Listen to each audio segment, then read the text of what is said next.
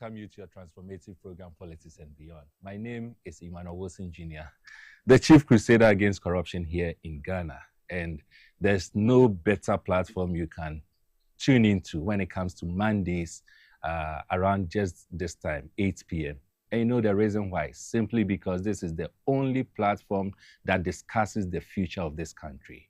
We transform the future of this country. And as I keep saying, if not for our sake, at least for the sake of the next generation. That is the only thing we can do, the only thing you and I can do. Between last week and today, a number of things have taken place. And I just want to mention one or two before I come into our conversation for this evening. The first one had to do with, and we are still discussing, the vote buying and the vote selling that we talked about. I keep saying that it is a canker that we must not tolerate.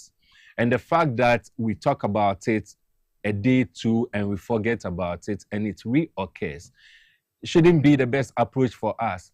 And so, again, to the law enforcers, the anti-corruption institutions we have in this country, Special Prosecutor, IOCO, CID, the police service, and all that you can think of, we are still demanding that you investigate, activate the laws, the anti-corruption laws. And I keep making reference to Section 240 and Section 241 of the Criminal Code 1960 of Ghana. And I say that vote buying and vote selling is a criminal offense. And if it is a criminal offense, you just can't sit down and allow people to perpetuate criminality. That is not the best way for us to go as a country. And so I'm still reminding you, the anti-corruption institutions that we have in this country, that you need to activate the anti-corruption laws. The other one, and that is quite funny, it has to do with a gentleman who we are told came from Russia. And what did he come to do? He came to video some of our ladies. And not just that, he decided to publish whatever transpired between himself and those ladies. Interestingly, when I saw these things on social media, the first comment I realized, and not just the first comment, but even some media houses were talking about it, but the approach they used was quite unfortunate. They were rather looking at the ladies and they were discussing morality. Look, it is against our cybersecurity laws that we have in this country that you will publish individuals on social media or whatever platform without the consent of those people. Not to talk of a foreigner coming into this country and creating the impression that our Ghanaian ladies are cheap. I think this is something that we again need to allow and put pressure on our law enforcers to look for this guy, wherever he is, whether he's still in the country or he's out of the country. Let us look for him. Let us bring him into this country for him to come and face our laws. And please, those of us or those of you who are looking at it from morality and moral perspective, please, let us not lose facts and focus. The focus is that someone has come into this country and the person has come to breach and offended our laws, our cybersecurity laws. And so it is important for us to allow the laws to work. Let us not tolerate this, no matter what. Morality, let's leave that to the conscience of the ladies involved and their gods or whoever they want to report to. But please, as a country, let us focus on the laws. That is the only way we can build a better society and a better future for each and every one of us. Very well. Having said that, I want us to look at something that is quite interesting. We keep talking about corruption, and of course, all of you who have been following me right from 2018, 2019, when I started advocating against corruption, both internally and outside this country, you will appreciate that one thing I keep saying is that corruption, not just in Ghana, but in Africa, is worse than the weapon of mass destruction. And you know why? Because when you engage in one act of corruption, the repercussions, the effect goes beyond generations.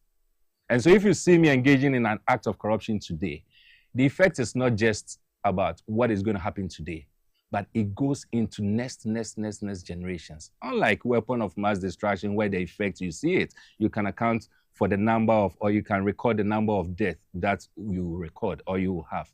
But corruption, the effect of it is worse off than the effect of the weapon of mass destruction. And that's why I don't take it lightly. I have proposed that we need to have a proactive approach in fighting corruption. But yes, we always keep talking about our leaders, forgetting one fundamental thing. Our leaders are individuals who came from our society.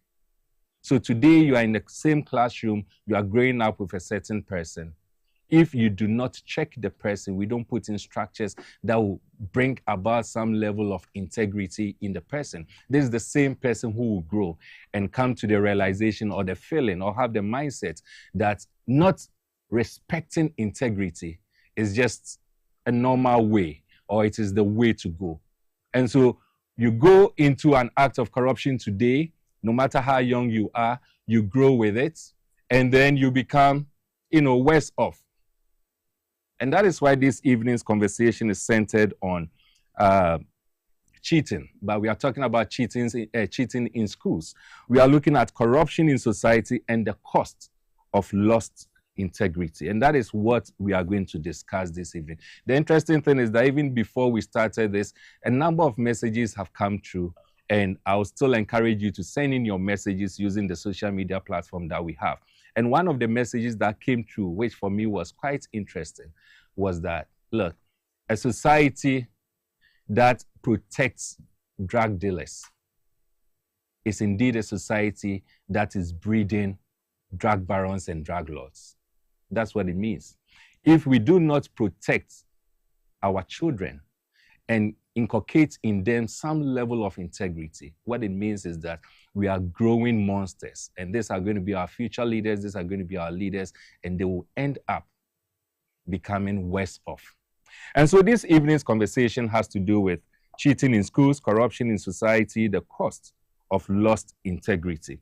And if we can quickly go through the slides just to prepare your mind for it. Now, this is the topic we are discussing. The question of interest is that if a student cheats to pass an exam today, what stops them from taking a bribe tomorrow? And that's a fundamental question that I want you to ponder over. And you can even send me comments and your questions and responses based on this. Now we move on to the next slide. I want us to understand what integrity is all about. It simply means doing the right thing even when no one is watching. Being honest and being consistent with the honesty. That is what integrity is about. The foundations of it, or the pillars that gives birth to integrity, are four. First one has to do with trust. Second one is fairness. The third one is justice. And the fourth one is social stability. Without integrity, institutions will collapse. And no wonder we have a lot of institutions in this country, and we all keep crying that the institutions are not working. It is just because we don't have integrity. They will collapse, whether speedily, whether slowly, but get to know and appreciate the fact that at the end of the day, they will collapse.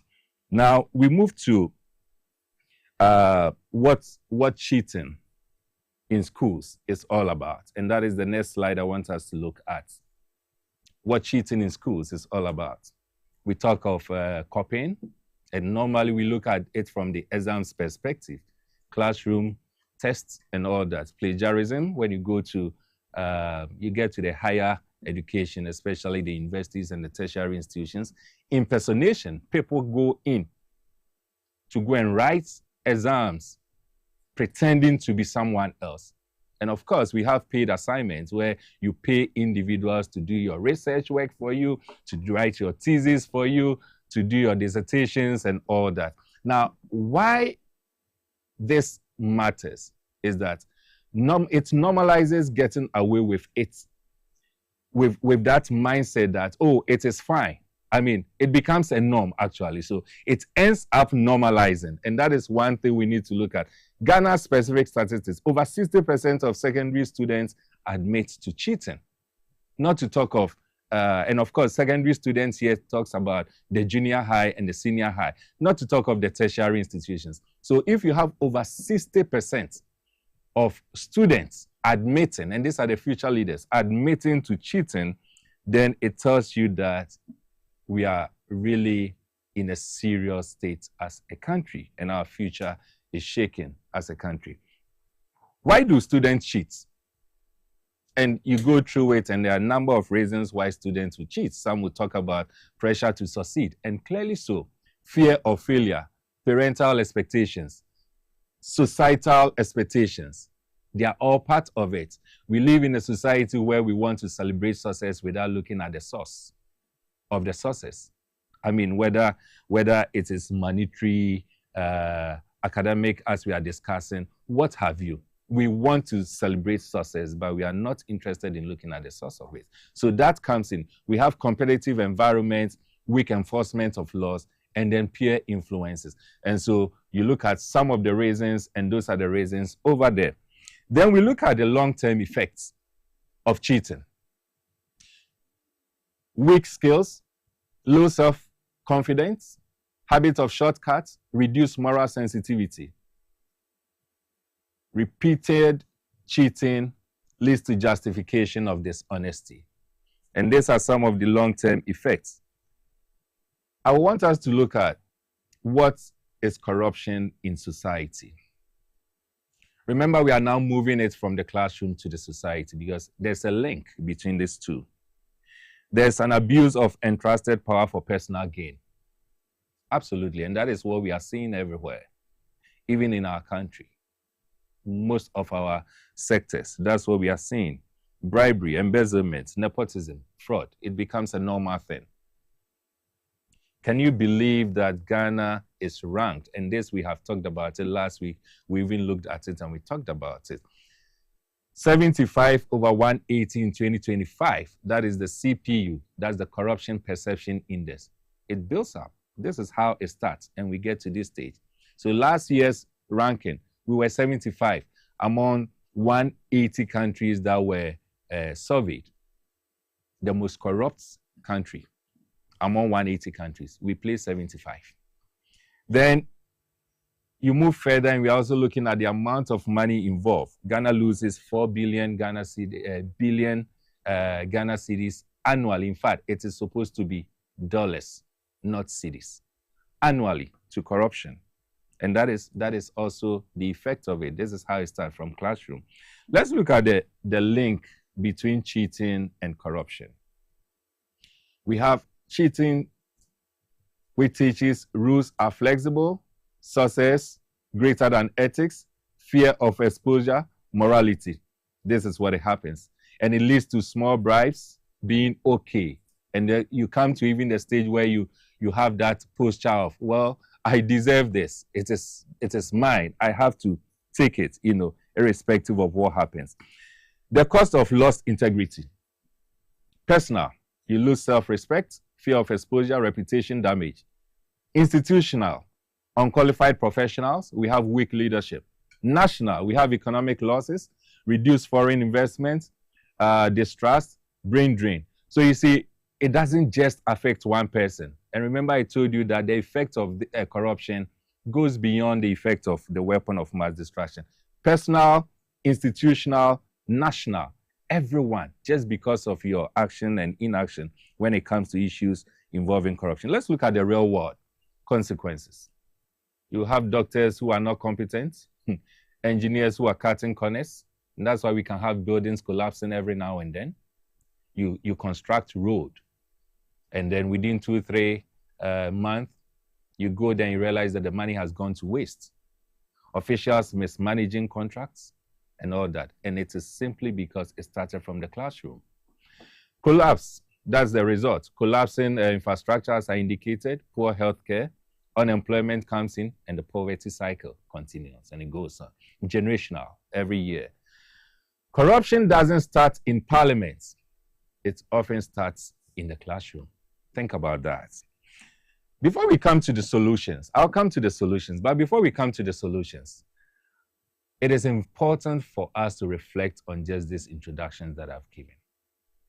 I'll take a quick commercial break, and when I come back, I'll introduce to you the guests that we have for us to dive into this conversation. But with this background and with this foundation, you can send in your comments and your messages, as some have already started doing. And I want us to see how best we can fight corruption. This time, not from our leaders, but from the roots, the classroom, the foundation. Stay tuned, I'll be right back.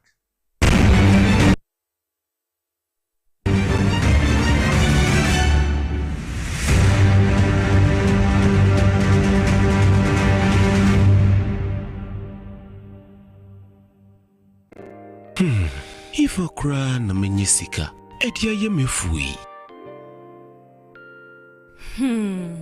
Ehinfa pa na menya bosia edia tre medwuma yimu. Kai kra mabre me bosia ato taxi foforo. Suhum Rural Bank. Suhum Rural Bank.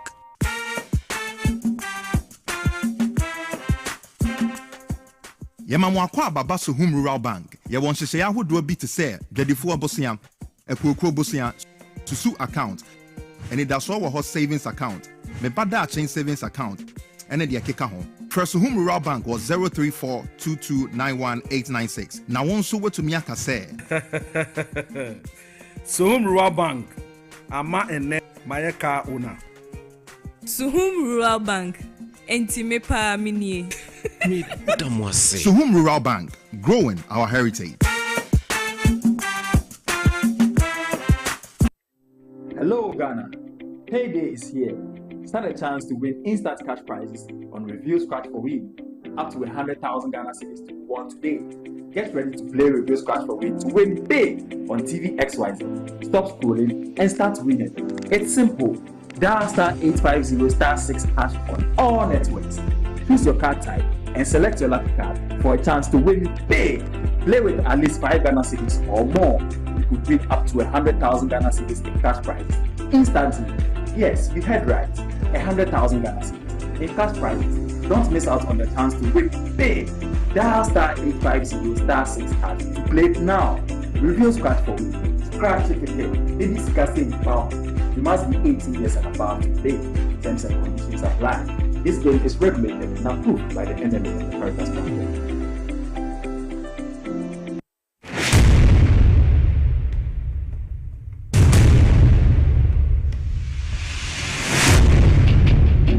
Every human body mass should have at least 60% water for optimal performance in any physical or mental exercise. We can help you maintain it naturally.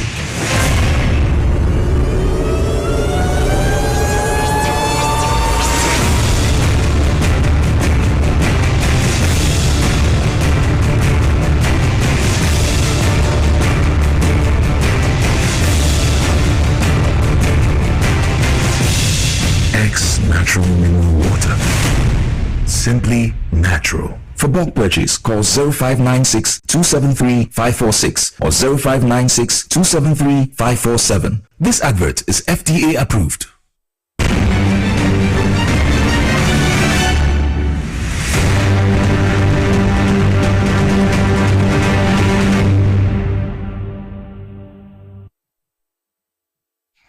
Welcome back to your transformative program, Politics and Beyond. I'm still your host, Emmanuel Jr.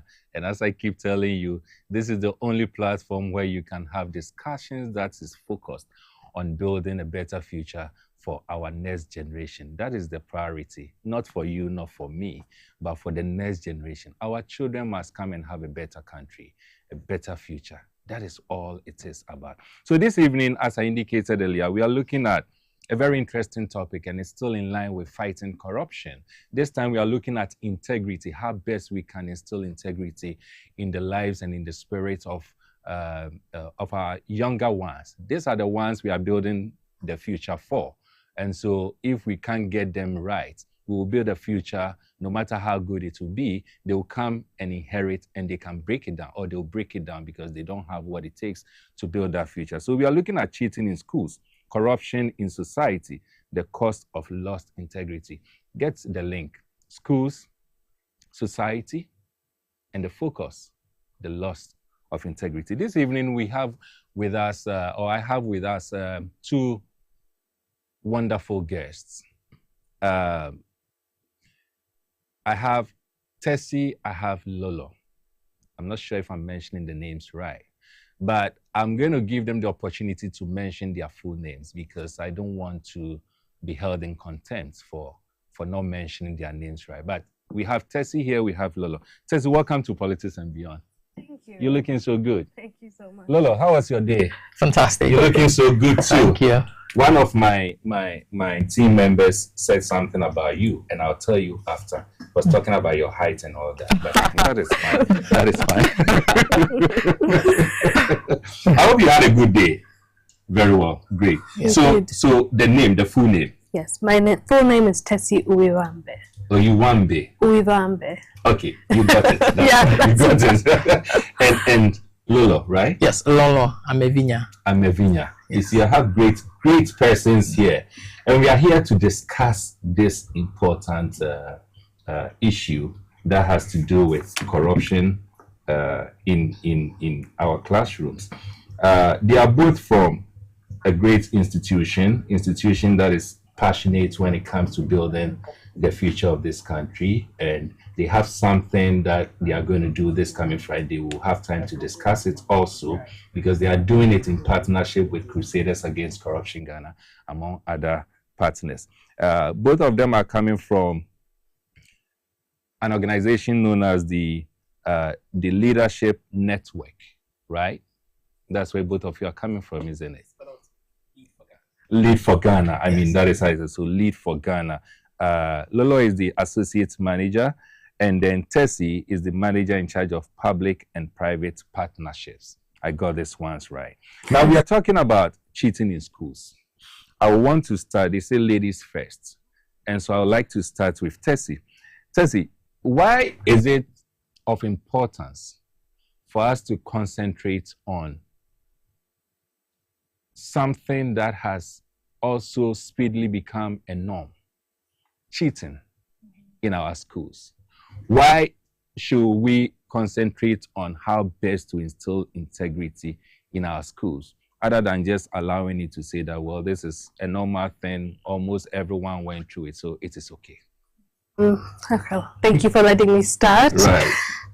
So I'm Ugandan, and I'm so privileged to live here in Ghana. Great. Thank you, Ghana, for welcoming me. Great. You're welcome again. And I think if you ask anyone who cares about the development of Africa and the future of Africa, what the biggest challenge is, it's corruption. Massive corruption. And this affects governance. As you said earlier, it affects institutions. And unfortunately, it also affects the youth. It affects their employment opportunities. It affects their esteem, their patriotism, their belief in being able to serve their country, to stay in their country. And so these are things at Lead for Ghana, where we both work, that are part of our mission. Yeah. Our mission is to advance educational equity no matter where you come from. And that means also making sure that honor, integrity, ethics are a part of the leadership development program we have for young people out of university, young professionals who go into the remote schools and rural schools we serve, and underserved schools as well in Greater Accra. They're not necessarily remote or rural, but they go into these schools to not just support the teachers in teaching, but also we offer professional development and leadership development to just instill these ways of doing the right thing, avoiding cheating, and why it's important not to just be fine with it because everyone is doing it. Right. Because we know ultimately it affects the future of Africa. So it's very, very important to have these conversations, and we're proud that to be even associated with your organization and partner to do this work. Right, that's right. So Lolo, let's get to the other part of it. We are looking at, and just like she said, it has an effect on society. And that is a canker that we have in this, not just Ghana, but on the African continent. How does cheating in school lead to or affect society as a whole? Okay, thank you so much. It's a great joy to be here. Right. I believe very strongly that no society, no nation rises above its integrity or the integrity of the people that live in that society.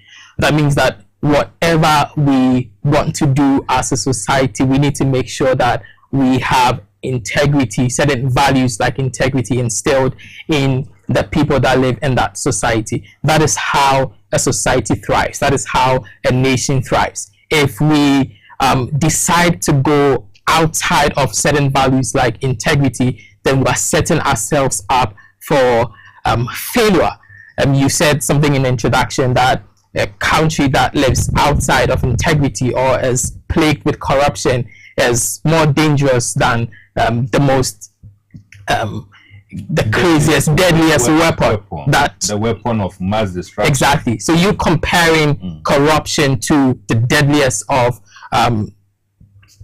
bombs should tell you that this is absolutely crucial for any society. So for me, no society would excel above the integrity of its people. And so if we want to become a nation that is excelling, that is doing well, that is an example to the world, we need to start taking conversations around integrity very seriously. And that's why we are very passionate about this particular topic and this conversation. I'm told that charity begins at home. At least that's what we've all been told.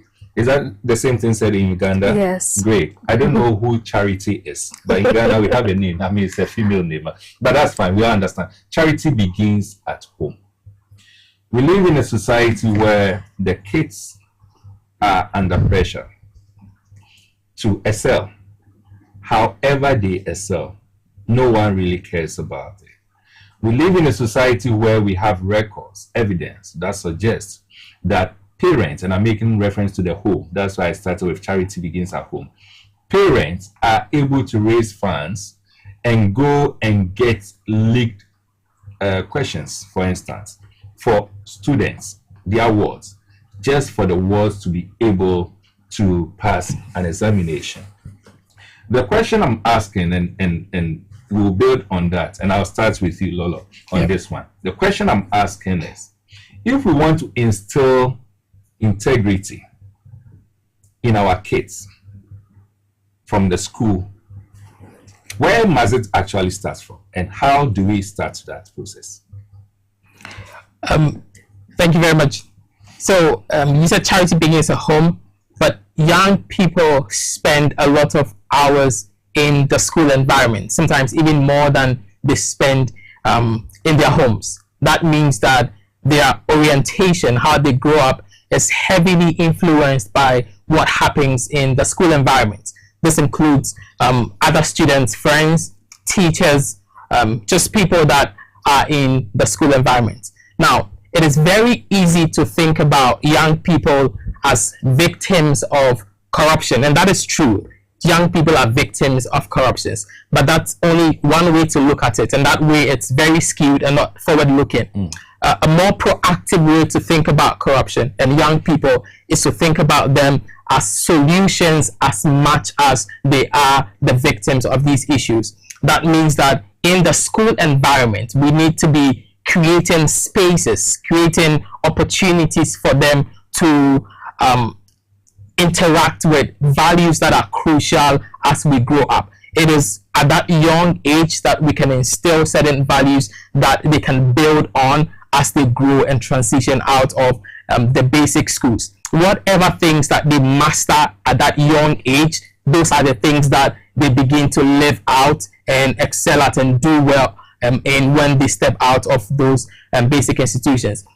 And the truth of the matter is that the people that we surround ourselves with have an impact on who we become, how we talk, how we think, and that is why we believe that the school environment is the best place for us to begin these conversations with the young folks that we have. If we miss them when they are at that tender age, when they are very young, it is very likely that we've already set them up to be masters of cheating, masters of corruption, wherever they find themselves. So the place of orientation for young people, primarily apart from the home, is the school environment. Today, many parents would keep their wards in school because they're very busy with work. Even after work, they would call in. I've worked in the school before. They would call in and say that I would be late another hour, 2 hours. Can you keep my child? And so the child is consistently in the school environment, and they are growing. They are learning a lot from the school environment. And if we don't provide the space for them to build these values, we set them up for danger in future. You want to add to that? I will add that Lolo and the Leadership Network, that's one of the reasons they started the National Integrity Writing Competition, to get the student perspectives. And if you see the submissions, they're so brilliant, they're so powerful, in the form of short stories, essays, poems, talking about how they don't want to be in these situations. They don't want to be in environments that don't have integrity, and it affects them negatively. So it's great that we have their perspective. If you live in a society where you celebrate, as I indicated earlier, success, without concentrating on the process that leads to success, you will have, just like Tessie said in some of the write-outs from the students, you will have students saying that I don't really want to engage in it, cheating, but the environment itself will lead me to do that. We talked about the home. The most important one has to do with the schools, because that is where they spend most of the time. Yep. We have the educational system where competition strike or competition is the norm, you know. And so school A, school B, school C, at the end of each exams, we want to see which of the students did very well. And that also brings about some level of dignity to the image of the school. And so you will end up having teachers themselves aiding and encouraging students to engage in these things. We are talking about students not cheating, but I want us to look at the environment, the circumstances that leads students to engage in that. We talked about the home, that's the first one. I want us to look at the school environment. What are some of the things that causes or structures put in place in the schools that causes the kids themselves not to believe in integrity? In other words, what are the structures and the systems we have in the various schools that is not, or that are not helping integrity to be instilled in our students? Any of you can take it up. Okay, sure, I can start. I think one of your slides put it just perfectly when it said, I think it said success is better than integrity, or success better than morality. So the success is the most important thing, regardless of whether that means getting examination papers illegally, impersonation.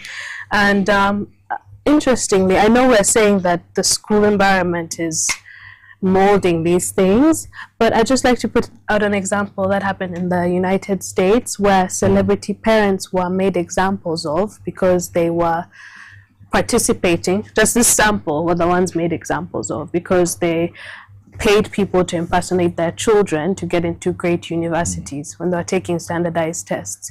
Without the institutions, the government, organizations that advocate to governments to care about these things, without the institutions getting involved and punishing these parents, unfortunately they were the ones chosen, it was the time for them, then people wouldn't think twice. Schools wouldn't think twice. The people who are paid also went to jail, not just the parents. It was a deterrent. It was a short stint in jail, but still it was shameful. It was a parade of, you know, the kids themselves feeling like their parents didn't trust them enough to do well, or to do as well as they could. And that deterrence is needed to help the schools instill these policies, because if the government also gets involved, leaders, civil society, then the schools will think twice about ever enabling that environment. So I will say, yes, the schools are being enabled because of the system around the school. Yeah, but go ahead, Lolo. Yeah. So one of the things that we've already touched on is the overemphasis on grades rather than competence. We're very interested in someone being hailed as having excelled in an exams rather than really finding out whether they are competent in that particular knowledge. So ranking instead of learning and competence is one of the major issues. And this has been the norm with us growing up. Everybody wants to be first, but there's somebody who is 42nd, who is last but one in that same class. And the next term, they're looking for an opportunity to move up the ladder, not to show that they have learned, but to look relevant or to feel relevant in the class's work. So the rankings that happen in our school environment can be very dangerous and can lead a lot of people to want to cheat. There are a lot of conversations with the GES and WAEC around the kind of exams that we run for our students. In Ghana, we have high stakes exams. If you fail these exams, it's a do or die affair. If you fail the exams, your life comes to a halt. If I know that these exams is high stakes, I don't care whether I'm competent in the knowledge, whether I understand what is going on, I would find ways and means to have an A on that paper, even if that means cheating. And that's why even parents would collude, would be part of this particular system where they're finding ways to ensure that their kids don't fail because it's high stakes. And it's about time we relook what examinations look like and what examinations, what the purpose of exams really is for our students. It shouldn't be that high stakes. If we have a system where there are different models of assessment all throughout the year, it would ensure that the young people are learning all throughout the year, and we have things to tell that learning is happening rather than putting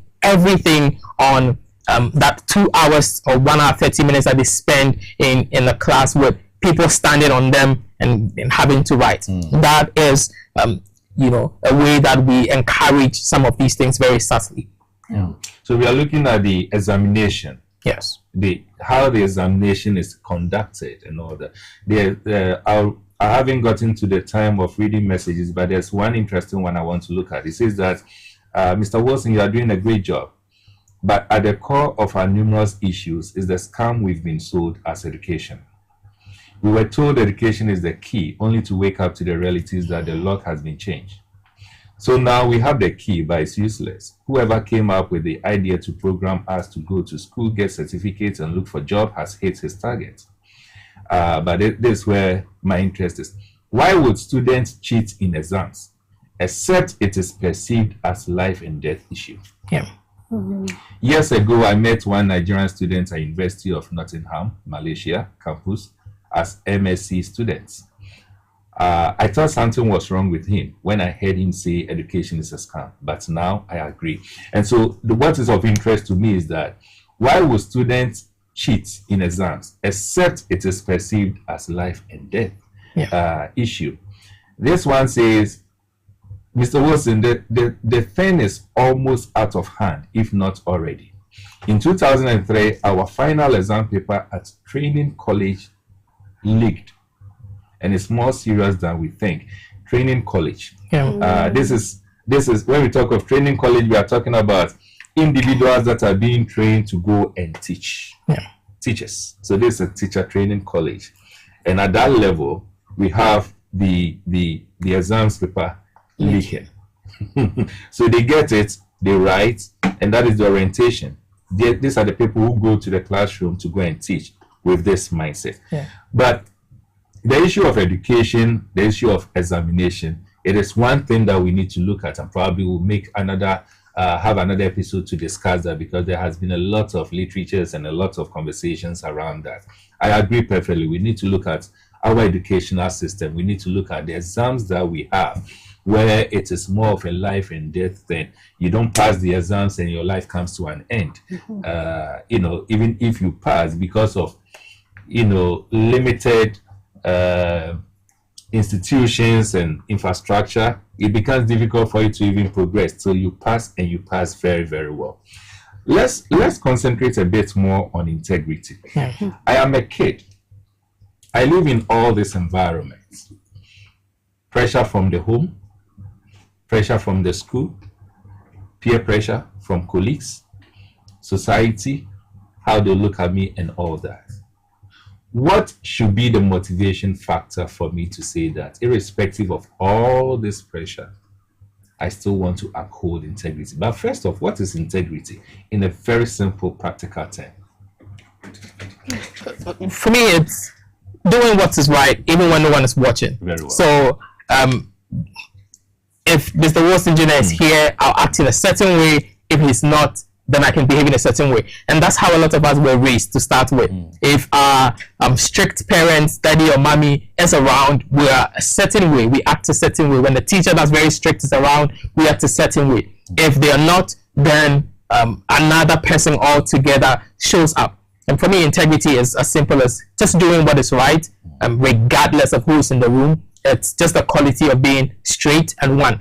So it doesn't matter who is around, you are who you are. We want to add to that, because integrity is exactly. So then we move to the next one, which is, with this in mind, that is integrity. With the pressures we've talked about, societal, family, school, peer pressure, and all that, how do I still uphold integrity? Do you understand? Sure. Great. I feel like I have an outside perspective, Great. but Ghana is it's such a fortunate position, because having lived here for almost 2 years, there's a natural dignity I've seen across the board, regardless of income level, regardless of class level. Everyone has a lot of dignity, no matter what they're doing in life. They feel entitled to respect and to good treatment. So already there's a baseline of great self-esteem and understanding of how I should be treated, like what is right. Like it doesn't feel right that you're treating me like this, so I'm going to stand up for myself. So already there's a baseline great culture that Ghana has. And the second thing that I've also noticed is that there's an honoring of culture and religion. Right. Honoring Sundays, Saturdays if you're SDA, holy days, taboo days, cultural events. That's such a great, especially in this modern era where, sometimes colonialism has diluted a lot of our cultures in different ways, especially in cities that lead the way in terms of status quo and what's the good thing to do. So already that is such a great baseline to begin teaching, okay, if we can respect our culture and religion as Ghanaians, and if we are the de facto leaders of Africa, the first independent country, then we have a responsibility to play to show that, okay, we are going to do our best against this corruption, we're going to fight it from the root, and we're going to use our natural culture and dignity to do so. And so it involves teaching in that sort of way, the kids, because if you think about students, if you bring these very tough concepts and complex things, sometimes they won't get it. But if you say, just like you honor your Sundays and Saturdays and your holy days and your elders, you have to honor doing the right thing, calling it out, not being afraid. So that's a perspective I have as an outsider. But Lolo, go ahead. Lolo, you want to add? Yes, I think it's worth mentioning that living with integrity is hard, whether we like it or not. And because we've been talking about it for a while, and people might have the tendency to think that we're superhumans, so we're thinking about it in a very, like in a utopia, right? But living with integrity is hard. It's easy to talk about, but it's hard. Because society will fight you. It can be a lonely road. There are systems that would resist you. That is why we think that it is important to begin these formations at a tender age.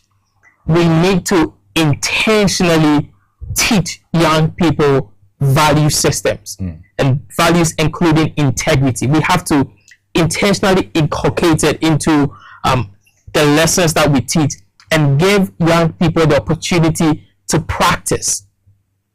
So there are honor codes that go around. The big example for us in Ghana is Ashesi University, where they have an honor code when it comes to the way they write the exams and all of that.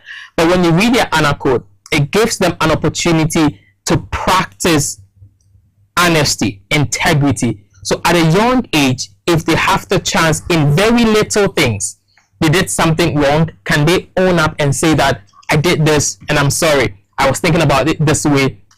At a very young age, they told a certain lie, you ask them, they're like, yes, I did it. They have the opportunity to practice at a very young age. That is how we build on it. If we wait until they are 18, 19, I think it is a lost case. But at 6, 7, 8, we're already giving them the chance to practice these values. They understand these things. They're already exposed to them. You go into classrooms, and Ali for Ghana were very serious about this. You go into a Lead for Ghana classroom, you would see posters and things around that speaks to respect for everyone in the class, honesty, integrity, and these young students that we have in underserved communities across the country are already interacting with these values. They are talking about it. It is the things that you talk about that you become. If we relegate these conversations to the background until people are old, it's too late for us. So at that young age, that is when we can ensure that these values are really instilled in the young ones. Very well. Let me bring in my our viewers at this stage. So this message is coming from a chief, Nana Isi Berimpong, the 7 from a Kumfi Eswishia. He says, I wonder why corruption has become the norm of the society, while we say we are Christians and Muslims. And that is what Tessie was talking about. I mean, connecting it to the religion aspect. And I'll come there because I have a question on that. This one says, we must begin as a nation to start naming and shaming corrupt persons so we can deter others from doing it. For this nation, we adore the corrupt people in the society and we call them honorable. And that is true. So we celebrate, as I indicated earlier, we celebrate success without looking at the process, so that is it. Thank you. This is coming from Francis Atugba from Wasa Amanting. Good evening, Mr. Wilson. I am still Bullet, watching you live from Ajay Kojo. Good work done. What is happening in this country is very unacceptable. Okay, your messages are not clear. This one says, and today someone from somewhere entered. Okay, you are talking about the Russian guy, and today someone from somewhere entered the country, and you say, what? Let us be serious as a country. Yeah, so I agree with you, even though the message wasn't so clear, but I agree with you. This one says, Constitution should allow capital punishment since corruption has become thing of the past. Okay, you didn't add your name. Our continent is suffering only because of corruption, and this is coming from Hamdi. Yes, and I agree. I mean, it's a continental thing.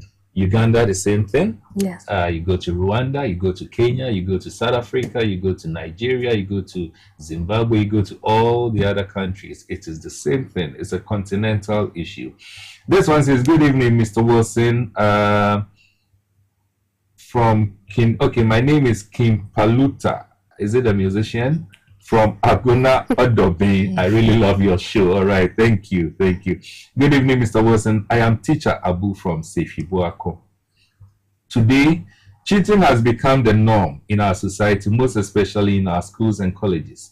The most dangerous aspect of it is that anyone who makes the attempt to criticize this impunity becomes the greatest enemy in society. And that is very true, and I'm happy it's coming from a teacher, because that is one of the things I have also heard. I mean, I have observed, I have heard, I've read about it, I've listened to complaints from teachers that those who try to instill discipline and help have some integrity in our kids, they rather become the victim. So yeah, I agree with you, Teacher Abu. This one says, good evening, Mr. Wilson. In fact, I think you are doing your part to alert us about the corruption and loss of integrity in our country. Simply put, we have lost it. Look at our educational system. Politics is the art and science of government. How do we see our churches, hospitals? Clearly, there's no future. Okay, you didn't add your name. Good evening, Mr. Wilson. Charity, they say, begins at home. I wonder why, until this age, we are teaching our kids about corruption, theft, cheating, and good behavioral attitudes at school. Today, we've lost the moral of bringing back the town guards, and we want to clean up the country. Yet we want to clean up the country. The Ghanaian needs direction and law enforcement. Why are the so-called elite and rich so dirty and lack of exposure? Let us start teaching our children from the basics: morality, neatness, and boldness. We as Ghanaians are hypocrites. We are lazy. Okay, I won't add the rest. And this is coming from Hola. Thank you so much. Good evening, Mr. Wilson. I like your topic, and I wish we can get a louder means to educate our people about it. We are killing our future, and we haven't realized it. God bless you. God bless you too. You didn't add your name. I'll come back to the messages, but let me just add this one. This one says, when students cheat, it fosters a culture of corruption that erodes trust and weakens society. By consistently modeling and teaching integrity from a young age, and even integrating it into the curriculum, we can help children internalize ethical values, aligning with Sigmund Freud's theory. Okay, I don't know that theory. That the development of the superego shapes moral conscience and guides behavior into adulthood. Thank you very much. You are doing the watching all the way from the United States of America. Thank you so much, Princess. Well, so I'll come back to the messages. But I'm interested. Let's dwell a bit more on what Tessie said, and one of the message testers have also indicated. We are in a country where majority profess to be Christians, and we go to church every Sunday. If it is Saturday, we go to church every Saturday, and integrity is one of the things that we preach. We go to the mosque on Fridays, and integrity is one of the things that we preach. If we want to instill integrity in our kids, the teaching aspect is there. The school environment, the home environment is there. Is it that we are doing something wrong as a religious entity or as a religious country? What do you think is the missing link? The reason why we'll go to church, we'll go to the mosque Friday, Saturday, Sunday, and sometimes throughout the week we are having evening services and all that. Integrity is being preached and all that. And yet our kids who go to Sunday school, the parents who goes to adult schools, church service, we are not able to instill integrity. What can be the issue? Any of you can take it. I think it's the same things we're saying. We're a lot of talk and very little action. We've already established that integrity is hard, and working with these values are hard. So it's very easy to talk about it, and we talk about it in our churches, in the mosques, and all of these places. But the duty then falls on us to walk the talk. We as adults, teachers in the schools, are not being great models of integrity in the home.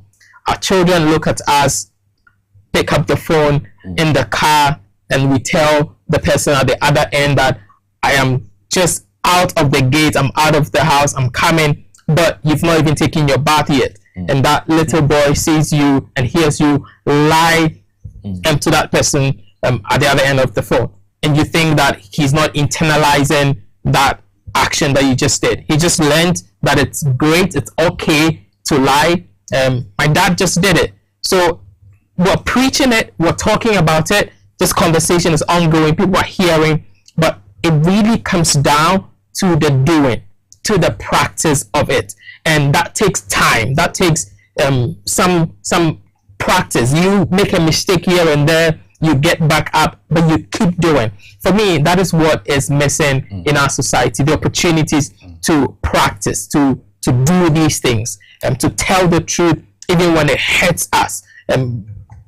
society encourages us to lie to people to make them feel okay. Sometimes it's great to tell the truth, to tell when you made that mistake, but we struggle to do that. So for me, it's a practice that is missing. And the Bible talks about being doers of the word, and not necessarily just hearers only. So it's important that we're moving beyond the hearing and actually doing these things. And that we'll make some mistakes, we'll fall here and there, but as long as we keep doing it, we become models for the younger ones. As they grow, they learn, they know that there's dignity in living with integrity, there's dignity in speaking the truth.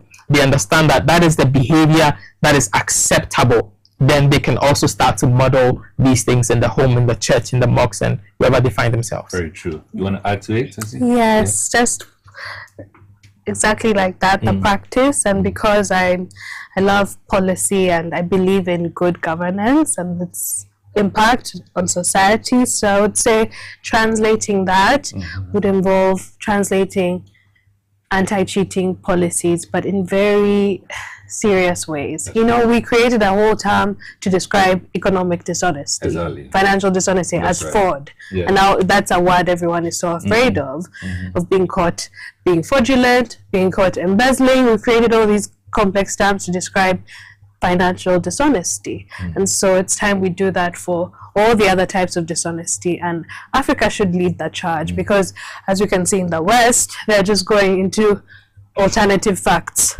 and creating new alternate realities from what's a fact. And Africans, I think we don't tolerate that nonsense as much. So I think we are the perfect global leaders for that work. We can transform our reputation from being corrupt into being leaders against dishonesty of all forms. And I think that's what we should do, translating it into policy. Yeah. We are getting to the end of it by getting to the very last aspect of it. But we are going to conclude on this conversation with solutions. Do you have any practical solutions, 1, 2 specific solutions, as far as instilling integrity is concerned?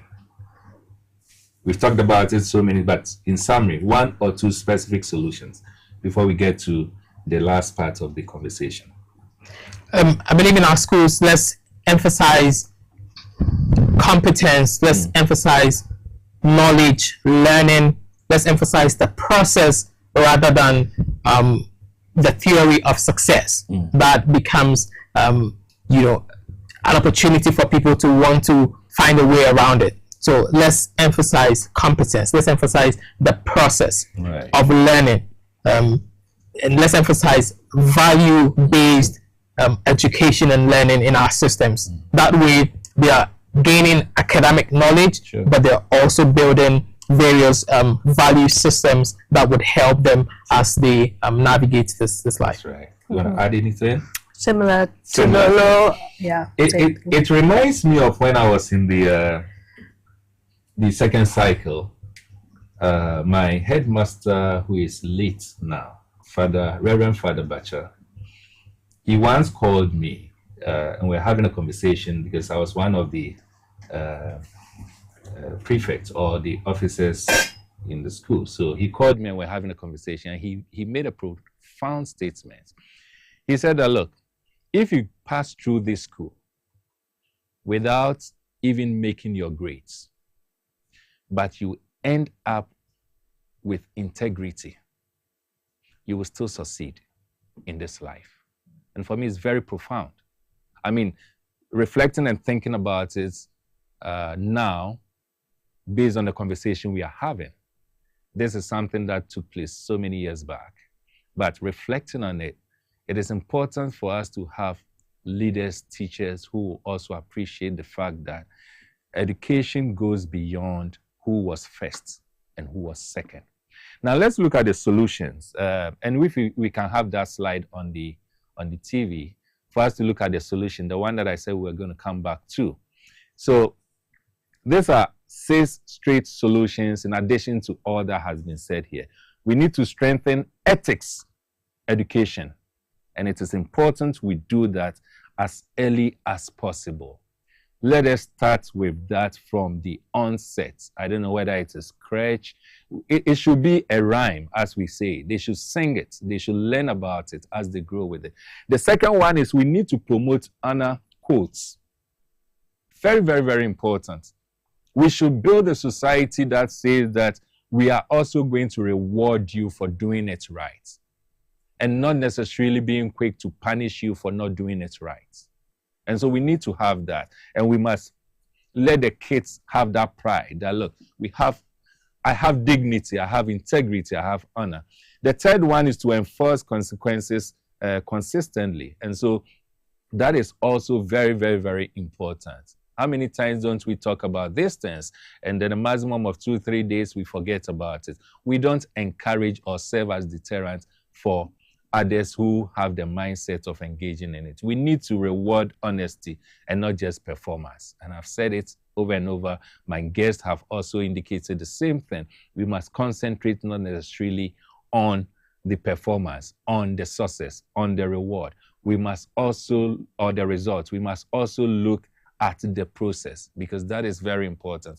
And the other thing, which is very key, we need to encourage role models. Role models is very, very, very important in this. And then the last but not the least, we need to build accountable institutions.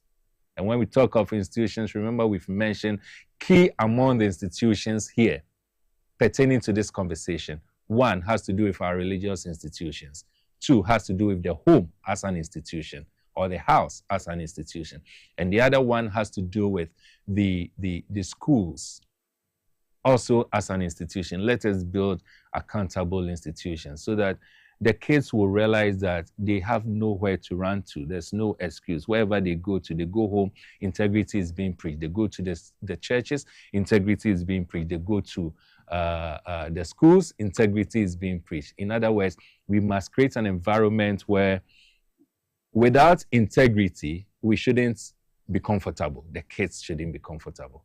Very well. Having said that, in all of this, there's one tester that indicated that we need to have a platform to amplify this conversation, and rightly so. It is a conversation that, or it is an area that we've been working on for a period now, and that is what has brought us to this far.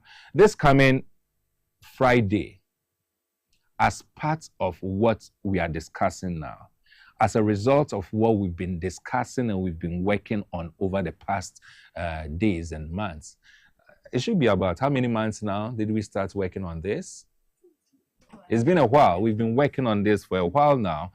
We are going to have what we call the Leadership Network.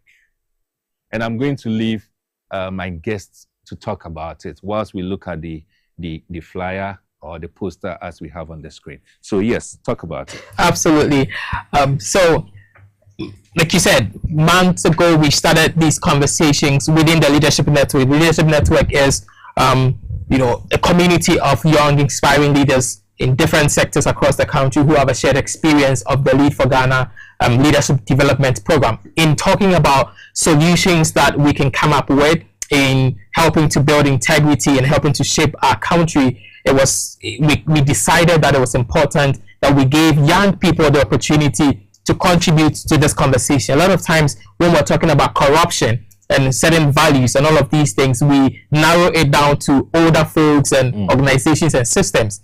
But like I said, young people are the victims as much as the solutions. So we open this up for young people to contribute. That's when we started the National Integrity Writing Competition, open to young students in junior high schools and senior high schools across the country. We were very excited to receive submissions from students from 15 out of the 16 regions that we have in the country. More than 300 submissions coming in through poems, short stories, and essays, all of them speaking to the theme, cheating in school, corruption in society, the cost of lost integrity. Now, the National Integrity Forum is the culminating event of this National Integrity Writing Competition. So we're bringing together students, teachers, and various stakeholders, various partners to continue these conversations around building values, around integrity, And so we're very privileged to have some of these amazing people coming together. We have Mr. Michael Heniefa, co-founder for Lead Afrique International, a man of integrity, one that has led many of these conversations. We have the regional director. Of course, we partnered with the National Commission for Civic Education. And so we have the regional director, Mr. Mauli Agbenu, who would be on the panel as well. We're excited to have Mr. Wilson Jr. as well, who will be contributing to this. And then a member of the Leadership Network, Senyo Tetega. He's a country lead for Luminous Fund. And yours truly will be on the panel leading these conversations as well. But all of these is to normalize talking about values and normalize talking about integrity.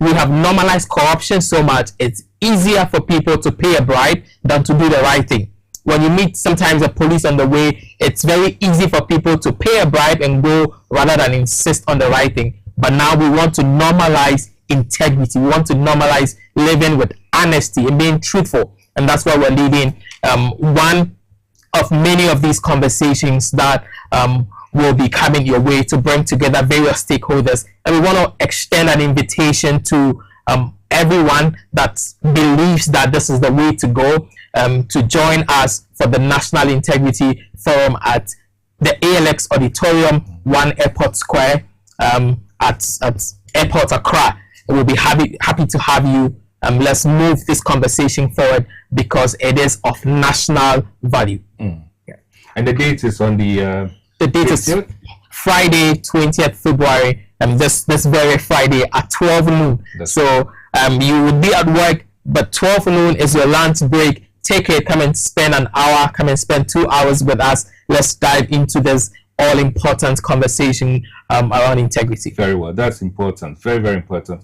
Tess, you want to talk about the partners? Sure, yes. Thank you for the opportunity. Right. We're so grateful for our partners, Crusaders Against Corruption, the National Commission for Civic Education, the Samira Empowerment and Humanitarian Projects, Joy Learning, and all our other external partners who've been quietly behind the scenes. Thank you so much, and let's keep working together to have these conversations and make a difference. Perfect. This is going to be a great and interesting program. And truth of the matter is, I'm going to be there, as you saw, as one of the panelists, in addition to the other gentlemen that we have there.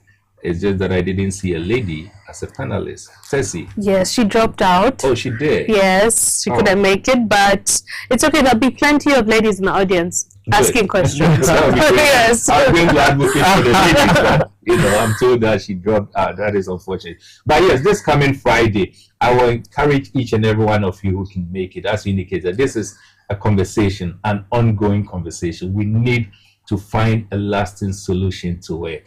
We need to have practical solutions to this, and that is why Crusaders Against Corruption, NCC, Lead Ghana, right? Lead for Ghana, and Joy Prime, right? Joy Learning, and the others. We've all come together to put this forum up this Friday at 12 noon, just as you saw. I will personally want to invite you to be there. Let's share, come and let's share ideas. And when you come, look for me, mention me, come closer to me, and let me know that you came because you are interested in the conversation that we've had here this evening. Before we bring the curtains to a close, let me be a bit fair with you by mentioning or by going through one or two more messages. This one says, train up a child in a way he should go, and when he grows, he will not depart from it. Therefore, right from childhood, parents should be preaching integrity at home always. Please, well, you didn't add your name. When you divorce your culture and tradition, what do you expect? All public holders must be made to swear to their home deities or the rivers, and that alone can deter us from corruption, which is destroying our country and Africa. Tessie, do you agree to that? A little bit. My name is Emmanuel, watching you live from Joma. The corruption is not being teaching all this. The corruption is not being teaching All this are coming from the politicians. Okay, so Emmanuel, your message wasn't so clear. This is Richard Afun from Airport. These are critical conversations, and it's encouraging to see more Ghanaians learning, not leaning in with intention and awareness.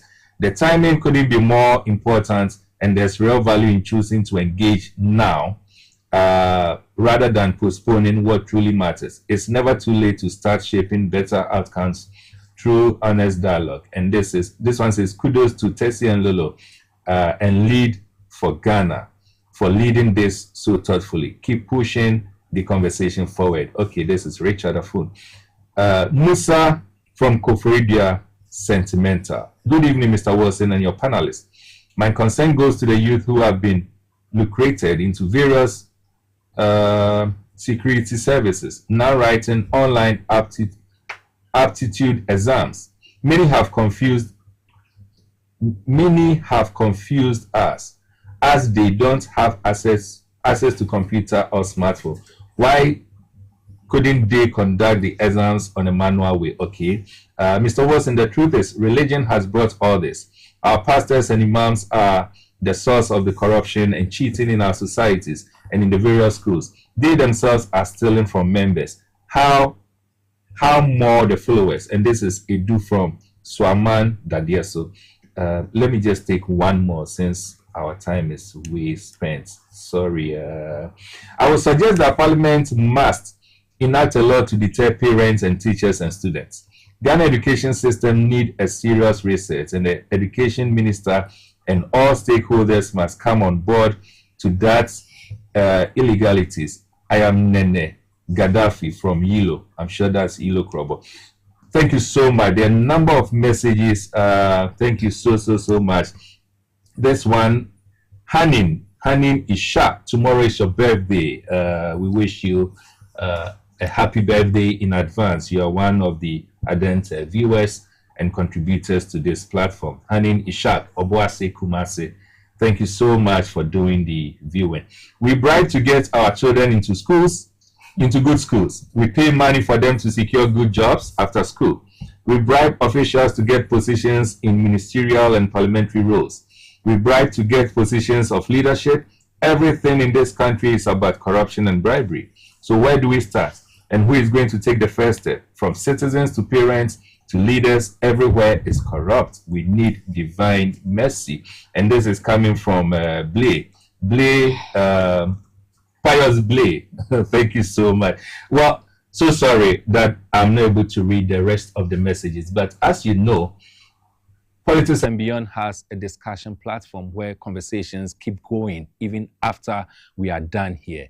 All you need to do if you are not on the platform is to just send a request to the WhatsApp line, which is SBT. Just say that, add me to the conversation, add me to the Politics and Beyond platform, and you'll be added, and these conversations will still continue. All too soon, this is where time will allow us. Before I take leave, I want to read something a quote that came into the public space today. And if it can be on the screen for us all to go through it, I would like us to look at it. And this one says, the corruption fight. Corruption persists not because solutions are missing, but because leadership is missing. Sustained political will is what makes the difference. And that is what I'm leaving you with, because this is what I believe in. It is not because solutions are missing, but just because leadership is missing. We need the leadership will, the political will. Churches must give us the will. Parents must show us the way. They must have the will. Teachers must give us the way and must show the will. And same is with our political leaders, obviously. Everyone, we need to show the will. That is the only way we'll be able to fight corruption in this country. All too soon, this is where time will allow us. I want to say on behalf of you, a very big thank you to my wonderful guests that we have here. I believe we've made or had justice to this. This is just the beginning of the conversation. This coming Friday, let's congregate at the airports at 12 noon, and then we can take it from there, the conversation a bit further. So we meet again next week, same time, 8 p.m. Monday on your great platform TV XYZ. I am still your host, Emmanuel Wilson Jr., and all I can say for now is good night.